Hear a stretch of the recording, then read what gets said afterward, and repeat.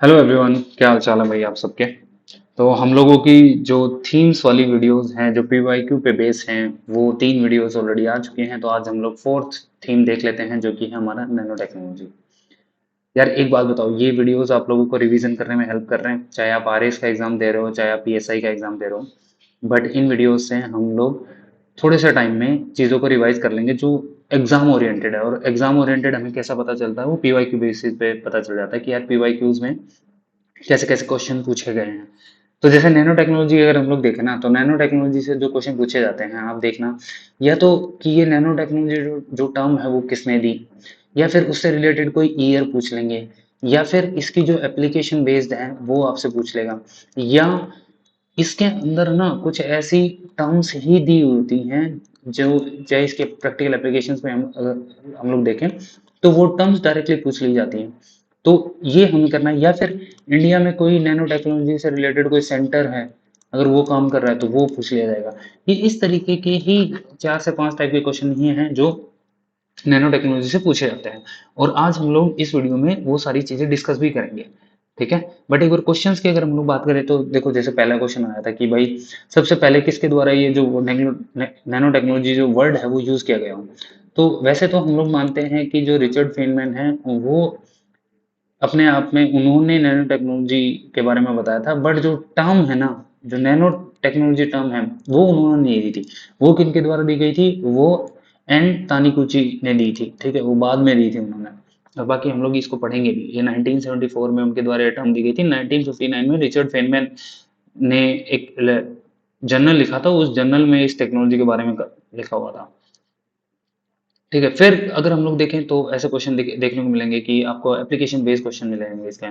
फिर अगर मान लो कोई इंडिया में कोई ऐसा प्लांट है या कोई ऐसा इंस्टीट्यूशन है जो नैनो टेक्नोलॉजी के ऊपर काम कर रहा है, तो उससे रिलेटेड भी क्वेश्चन आप लोगों से पूछे जा सकते हैं, ठीक है। जैसे ये आया हुआ था कि आईसीआर सरकोड जो है वो किस से रिलेटेड है, किस क्रॉप से रिलेटेड, तो वो पूछा गया तो कॉटन से रिलेटेड है ये।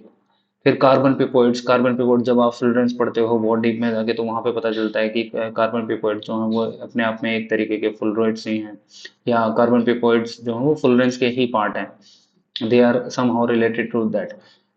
फिर नैनोलिथोग्राफी जब आप नैनो टेक्नोलॉजी में पढ़ते हो ना कि सिंथेसिस किस तरीके से होगा, तो सिंथेसिस की 2 टाइप दे रखी होंगी ऑप्शन, एक तो टॉप टू बॉटम और एक बॉटम टू टॉप, है ना। तो ये जो चीजें हैं इनके जो एग्जांपल है कि भाई बॉटम टू टॉप के एग्जांपल और टॉप टू बॉटम के एग्जांपल के किस तरीके से जो नैनो इंफ्रास्ट्रक्चर है या फिर जो नैनो पार्टिकल्स हैं या मटेरियल है वो कैसे बनाया जा सकता है, तो उसको सिंथेसाइज करने के 2 तरीके और उनके एग्जांपल डायरेक्टली आपसे नाम लेके पूछे जा सकते हैं। तो ये सारी चीजें हैं जो, ये जो क्वेश्चन है आप लोगों से पूछे गए हैं। और एक क्वेश्चन और पूछा गया था, वो था क्वांटम डॉट से रिलेटेड। वो सिंपल ये पूछ लिया गया था कि क्वांटम जो डॉट्स जो है वो सेमीकंडक्टर हैं या नहीं है। तो क्वांटम डॉट्स आप लोगों ने पढ़ी भी होंगी ना। क्वांटम डॉट बेसिकली क्या है, एक प्रकार का सेमीकंडक्टर ही है, या फिर मैं बोलूँ कि जब हम लोग क्लासिफिकेशन करते हैं तो जीरो डायमेंशन पढ़ते हैं। जीरो डायमेंशन जो नैनो स्केल पे अगर देखें तो जीरो डायमेंशन स्ट्रक्चर्स हैं, उसका एग्जांपल है क्वांटम डॉट, ठीक है। तो ये आपसे एक बार पूछा गया है। तो इसी तरीके के क्वेश्चन आपसे पूछे जब क्लासिफिकेशन में 1D 2D 3D आगे हम लोग देखेंगे भी, तो यहाँ से इनके एग्जांपल्स हमें पता होने चाहिए, यहाँ से क्वेश्चन पूछने के चांसेस बहुत बढ़ जाते हैं, ठीक है। तो ये चीजें हैं। अब एक बार रिवीजन कर लेते हैं अपन नैनो टेक्नोलॉजी का फटाफट, ज्यादा टाइम नहीं लगाएंगे, ज्यादा लंबे वीडियोस भी नहीं होंगे। देखो जो जो इंपॉर्टेंट होगा वो मैं आपको बताता चला जाऊंगा, ठीक है।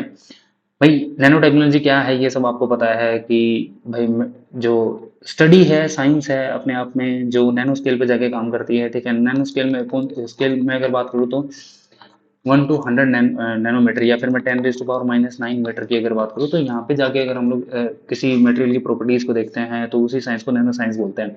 पहली बार ये टर्म टर्म नहीं, पहली बार नैनो टेक्नोलॉजी के बारे में एक जर्नल में लिखा हुआ था, जिन्होंने वो, उनके राइटर थे रिचर्ड फेनमैन 1959 में। पहली बार टर्म किसने यूज की थी, तो वो नोरियो तानागुची 1974 में, ठीक है।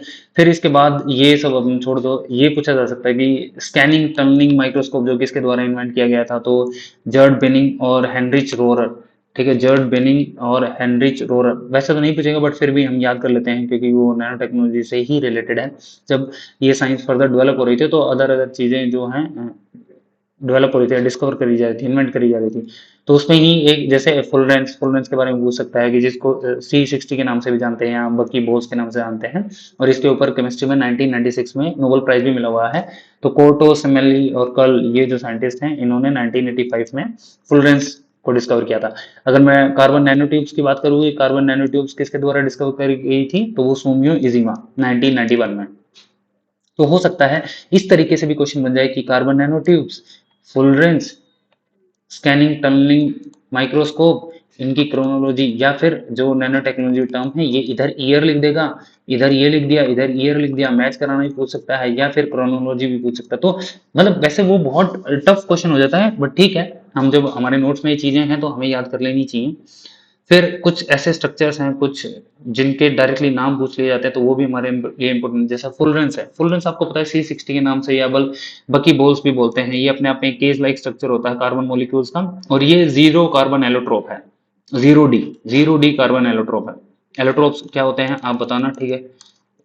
एलोट्रोप्स क्या होते हैं और कार्बन के एलोट्रोप्स के एग्जांपल लिखना, और उनके बीच में डिफरेंस भी बताना क्या क्या होता है।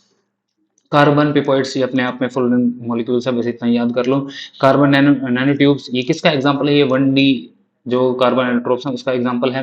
ग्राफीन 2D का एग्जांपल है, ठीक है। क्वांटम डॉट्स मैंने बताया, ये 0D का, ये सेमीकंडक्टर अपने आप में है, ठीक है। इनको आर्टिफिशियल एटम्स के नाम से भी जाना जाता है, और इसके जो यूजेज है जैसे QLEDs जो है उनमें टीवीज में यूज किया जाता है। नैनो सेलुलोज, जो सेलुलोज नैनो मटेरियल से ड्राइव किया जाए, तो इसके लिए जैसे डिफरेंट डिफरेंट प्लांट्स भी इंडिया में एस्टेब्लिश किए गए। तो एक पहला जो प्लांट था ICAR सरकोट जो है वो मुंबई में है, ऐसा ही एक गुजरात में भी अभी बनाया गया है, ठीक है। तो वो भी याद रखना, आगे हम लोग देख भी लेंगे उसको। क्लासिफिकेशन की बात करें तो जीरो डायमेंशन अगर हम लोग देखें, भाई डायमेंशन की बेसिस पे क्लासिफाई किया गया है। इसमें all dimension in nano scale, जितने भी डायमेंशन है किसी का एक स्ट्रक्चर के सारे नैनो स्केल पे है। तो इसके एग्जांपल कौन कौन से हैं, नैनो पार्टिकल्स, क्वांटम डॉट और फुलरेंस। तो ये ध्यान रखना, ये तीन जो एग्जांपल हैं, नैनो पार्टिकल्स, क्वांटम डॉट और फुलरेंस, ये जीरो डायमेंशन के हैं। अगर मैं वन डी की बात करूं या वन डायमेंशन की बात करूं, तो इसमें नैनो वायर्स, नैनो ट्यूब्स या कार्बन नैनो ट्यूब्स जिनको बोलते हैं, या नैनो रोड्स, ठीक है। ये किसके एग्जांपल है, 1D के एग्जांपल है। 2D के एग्जांपल ग्राफीन, नैनो फिल्म्स और नैनो शीट्स। 2D का कौन सा एग्जांपल है, ग्राफीन, नैनो फिल्म्स और नैनो शीट्स। 3D का एग्जांपल अगर हम लोग देखें तो नैनो कंपोजिट, ये याद रख लेना भाई। नैनो स्ट्रक्चर बल्ब जो होते हैं वो मटेरियल जो है वो 3D में आते हैं, या नैनो कंपोजिट्स, ये आपसे इस तरीके से दिया जाएगा। आपसे पूछ लिया जाए विच ऑफ द फॉलोइंग जो है वो 1D डायमेंशन या 1D नैनो पार्टिकल्स का एग्जांपल है, तो आपको उसमें nano wires, nano tubes, nano rods और उसके अलावा कोई और दे दी जाएगी, जैसे ग्राफीन दे दिया या नैनो फिल्म दे दिया, नैनो शीट दे दिया, या नैनो पार्टिकल दे दिया, क्वांटम डॉट दे, तो ये आपको याद रखना, ठीक है। फिर फैब्रिकेशन और सिंथेसिस, ये अपने लिए इतना ज्यादा मतलब वैसे इंपॉर्टेंट नहीं है, बट मेंस में आपको ये पढ़ना है। जैसे नैनो लिथोग्राफी एक बार पूछा भी हुआ था, ठीक है। फिर टॉप डाउन अप्रोच मैंने आपको बताया, तो इसके एग्जांपल याद रखो। टॉप डाउन अप्रोच में क्या होता है कि कोई बल्क है उसको हम लोग, बल्क मटेरियल हो उसको इतने ब्रेक कर देते हैं कि नैनो स्केल तक ब्रेक करते जाते हैं। जैसे इसका एग्जांपल है मिलिंग, लेजर एब्लेशन, लिथोग्राफी और स्पूटरिंग। तो मिलिंग, लेजर एब्लेशन, लिथोग्राफी और स्पूटरिंग, ये टॉप डाउन अप्रोच के एग्जांपल्स हैं। ऐसे ही बॉटम अप अप्रोच में कि हम लोग उल्टा कर देते हैं, नैनो पार्टिकल्स पे जो चीज है उनको जोड़ते हुए जाते हैं और एक बड़ा स्ट्रक्चर बना देते हैं, ठीक है। तो CVD, sol gel, self assembly, colloidal synthesis, ये सब किसके एग्जांपल है, बॉटम अप अप्रोच के एग्जांपल है, ठीक है। तो ये अपने को इतना याद करने की जरूरत नहीं है, नीचे आ रहा है। इनके यूजेज की अगर मैं बात करूँ तो यूजेज भाई डिफरेंट डिफरेंट जगहों पे इनके यूजेज हैं। ओके, जैसे नैनो एल्यूमिनियम है भाई, एडवांस प्रोपेलेंट यूज किया जाता है फायर आर्म्स में, रॉकेट्स में, क्योंकि इसका सरफेस एरिया ज़्यादा, तो ये कंजम्पशन एक्टिविटी या रिएक्टिविटी बढ़ा बढ़ा देता है। सेंसर्स की तरह भी यूज किए जाते हैं। ग्राफीन कंपोजिट अलग अलग, silver nano particles bye anti microbial coatings जो होती हैं, वाउंड ड्रेसिंग के लिए भी यूज किया जाता है। वाटर प्योरिफिकेशन के लिए भी गोल्ड नैनो पार्टिकल्स का भी इस्तेमाल होता है, जैसे फोटोथर्मल कैंसर थेरेपी में, बायो सेंसर्स के लिए, या डायग्नोस्टिक इमेजिंग के लिए। फिर अगर मैं बात करूँ तो जो अगर नैनो टेक्नोलॉजी में कोई इनिशिएटिव, तो ये मैंने आपको बताया था, ICAR सरकोडी मुंबई में है पहला, first nano cellulose pilot plant है ये, ठीक है, कॉटन से रिलेटेड है। फिर नैनो मिशन इंडिया ने स्टार्ट किया था, ये कब स्टार्ट किया इसका ईयर आप लोग कमेंट सेक्शन में बता देंगे, ठीक है। और नैनो मटेरियल जो है वो डिफरेंटली बिहेव क्यों करते हैं, दैट्स बिकॉज ऑफ जो इनका साइज है। ओके, साइज के कारण जो है सरफेस एरिया, और सरफेस के एरिया के कारण जो है इसके अलग अलग साइज पे इसकी अलग अलग प्रॉपर्टीज शो होती हैं, ठीक है। तो ये सारा का सारा रिवीजन के लिए मैंने टेबल्स बना दी हैं, ठीक है। जैसे इनकी साइज रेंज आपको पता है 1 to 100 नैनोमीटर है। 1 नैनोमीटर इक्वल्स टू 10⁻⁹ मीटर, पहली बार कॉइन किसने मतलब ये टर्म किसने दी थी, वो नोरियो तानागुची 1974 में, रिचर्ड फेमन 1959 में, है ना, एक पेपर में लिखा था उन्होंने। ऐसे कॉन्सेप्चुअल फादर उन्हीं को बोलते हैं, रिचर्ड फेनमैन को, ठीक है। फिर ये छोड़ दो, अपने लिए इतना इंपॉर्टेंट नहीं है, मैंने बता ही दिया था कि कार्बन नैनो ट्यूब्स के डिस्कवर कौन है, तो सुमियो इजिमा है, ठीक है। फुलरेंस के डिस्कवर किन्होंने डिस्कवर करी थी, क्रोटो स्मॉल लेक कर्ल, ठीक है, जिसके ऊपर नोबेल प्राइज भी मिला हुआ है। फिर ही हमने टाइप्स ऑफ नैनो मटेरियल देखे थे, ये इसका क्लासिफिकेशन किया था 0D 1D 2D 3D, ठीक है। इसमें सारी चीजें बता दी, इसमें एग्जांपल जैसे 0D के अगर एग्जांपल देखें तो nano particle, quantum dot, fullerenes. 1D के एग्जांपल देखें तो carbon nano tubes, nano wires, nano rods. 2D के एग्जांपल देखें तो graphene, nano film, nano sheet, और 3D के देखें तो नैनो कंपोजिट या फिर नैनो स्ट्रक्चर बल्क। सिंथेसिस के दो तरीके थे, या तो टॉप डाउन अप्रोच होगा या बॉटम अप अप्रोच होगा। टॉप डाउन में क्या, सिंपली एक जो बल्क मटेरियल है उसको ब्रेक करते जाओ नैनो साइज तक। इसके एग्जांपल या कौन सी टेक्निक इसमें यूज होती है, तो मिलिंग, लेजर एब्लेशन, लिथोग्राफी और स्पुटरिंग, ठीक है। बॉटम अप अप्रोच में कि छोटे छोटे एटम्स को, इन सबको जोड़ के मोलिक्यूल्स बना दिया, बड़े बल्क मटेरियल बना दिया जाता है, CVD, sol gel, self assembly, colloidal synthesis, ठीक है। फिर कुछ नाम थे ऐसे, जो टर्म्स थी जो हमारे लिए इंपॉर्टेंट थी, जैसे कार्बन पिपोइड्स, ठीक है, फुलरीन, ग्राफीन, क्वांटम डॉट, नैनोलिथोग्राफी, ठीक है। एप्लीकेशंस आप सबको पता ही है कि कहाँ कहाँ पे यूज होते हैं, तो ये चीज़ें अगर थोड़ा ध्यान रखिएगा। जैसे गोल्ड नैनो पार्टिकल्स का use photo thermal cancer therapy के लिए, बायोसेंसर्स के लिए यूज होता है। अगर मैं मेडिसिन सेक्टर में देखूँ तो वो मैग्नेटाइट जो नैनो पार्टिकल्स हैं वो एमआरआई के लिए यूज होते हैं। या फिर जिंक ऑक्साइड, जैसे वो इन्वायरमेंट में फोटो कैटालिटिक पोलेटन डिग्रेडेशन भी है अपने आप में ये। क्वांटम डॉट्स जैसे QLED जो डिस्प्ले हैं उनमें यूज होता है। फिर कार्बन नैनो ट्यूब्स जो है वो anti microbial filtration, heavy metal absorption, water purification के लिए बेसिकली इनको यूज किया जाता है, ठीक है। नैनो एल्यूमिनियम डिफेंस में यूज किया जाता है। मतलब अलग अलग एरियाज में अलग अलग एप्लीकेशंस हैं अलग अलग नैनो मटेरियल की, ठीक है। ये दो इंस्टीट्यूशंस हैं जो मैंने आपको बता दिए थे, ठीक है। फिर मैंने आपको ये भी बताया था कि जो CNR रहा है वो India father of Indian nano technology उनको बोला जाता है। नैनो फर्टिलाइजर प्लांट पहले तो कलोल गुजरात में था, अब दूसरा जो है वो इफको के द्वारा बनाया गया है प्रयागराज में, तो ये भी याद रख लेना, हो सकता है ये क्वेश्चन भी पूछ लिया जाए आपसे। फिर ऐसा भी पूछ लिया जा सकता है, institute of nano science and technology कहाँ पे है, तो वो मोहाली में है। फिर Jawaharlal Nehru centre for advance research, advance scientific research, वो कहाँ है, बेंगलोर में, तो ये ध्यान रखना भाई, ठीक है।